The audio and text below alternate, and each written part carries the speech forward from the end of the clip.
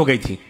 इस बार जनाब अब्दुल सलाम अंसारी साहब खुसूसी तौर पर इस बात के लिए मुबारकबाद के मुस्तहिक हैं कि उन्होंने इस चीज की रिवायत को कायम किया और कौमी इस्लाह तंजीम ने हर वक्त इस फिक्र में अपने आप को लगाए रखा कैसे उर्दू, अरबी, फारसी की बहाली ज्यादा से ज्यादा हो।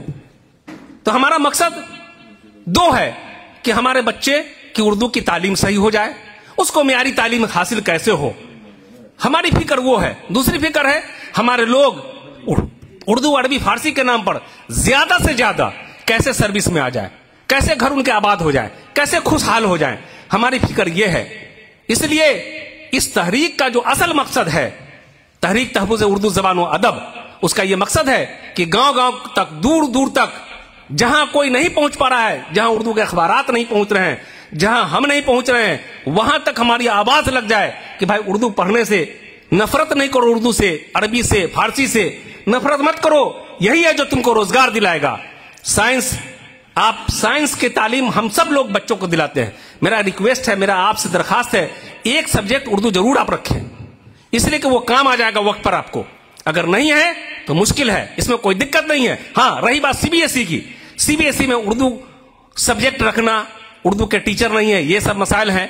तो आप ये डिमांड अभी आप लोगों को दिया जाएगा जो हम लोगों ने किया है। जनाब अब्दुल सलाम अंसारी साहब ने खुसूसी तौर पर इस पॉइंट को जुड़वाया है और हुकूमत से हम लोग ये डिमांड कर रहे हैं कि आप वैसे सीबीएसई स्कूल को आप अफिलिएशन मत दीजिए, परमिशन मत दीजिए, जब तक कि उसमें यह बात नहीं जोड़ा जाए कि भाई उर्दू के बच्चे हैं तो उर्दू का भी टीचर आप बहाल करें।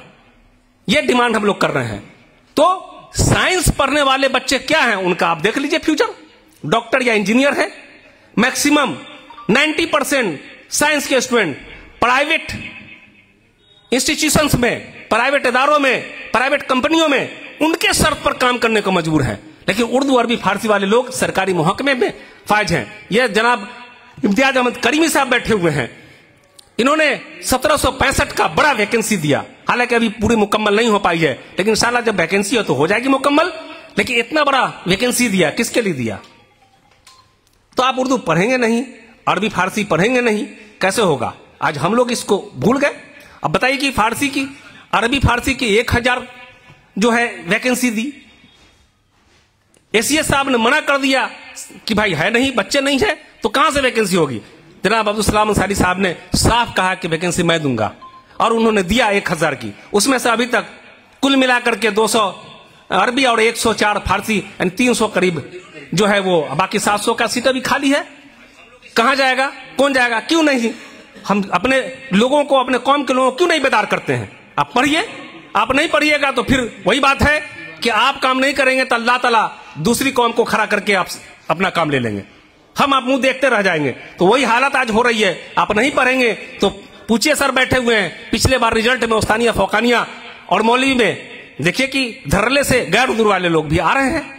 हालांकि अच्छी बात है, जबान किसी मजहब की नहीं है, किसी जात की नहीं है, किसी फिरका या किसी की नहीं है, जबान तो जबान है, सबकी है, तो इसको पढ़ना चाहिए। लेकिन ये सबकी जबान है और हमारी मादरी जबान है, हमारी तहजीब है, हमारी सकाफत इसमें छुपी हुई है, हमारा दीन है, हमारा मजहब है, हमारे लिए यह वजूद का सवाल है। इसलिए हमको इसको ज्यादा इस पर मेहनत करने की जरूरत है। यही वजह कि हम फिक्रमंद हैं इसको बचाने के लिए, गैर फिक्रमंद है इसको मिटाने के लिए।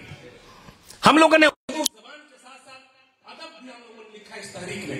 क्यों लिखा? अभी तक उर्दू तहरीक ही हम लोग सुनते थे। अदब, इसलिए हम लोगों ने अदब का जिक्र किया, क्योंकि हमारा वजूद से जुड़ा, हमारा तहजीब, हमारा माशरा सब से जुड़ा हुआ। खैर, बातें बहुत लंबी हो गई। मैं आप लोगों से अपील करूंगा, दरखास्त करूंगा कि भाई आप जो है सीवान के अंदर में कौमी साहित्य तंजीम को मजबूत करें, साकिब रजा साहब के हाथों को मजबूत करें और इस तहरीक को आम करें। इसका यही मकसद है कि हम लोग इसको बिल्कुल आम करें और अपने हुकूक के प्रति लोगों को जगाएं।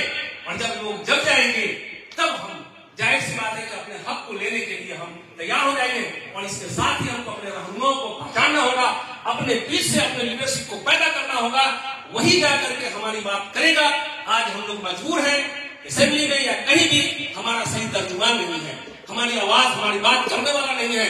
मुख्यमंत्री के साथ बैठ करके जिस तरीके से गुलाम सरवर साहब और बाकी पुराने जितने भी रहनुमा थे, चाहे आपके यहाँ के मरहूम शहाबुद्दीन साहब, ये लोग आंख में आंख रख करके मिला करके बात करते थे।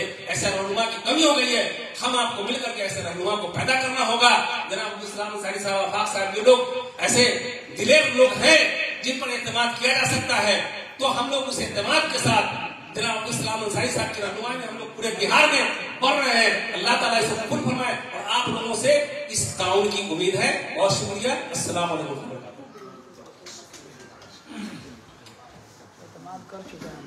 हाज़रीन, बहुत सारी बातें आपने मुलाहिजा किया। दरमियान में अब हमारे आखिरी मेहमान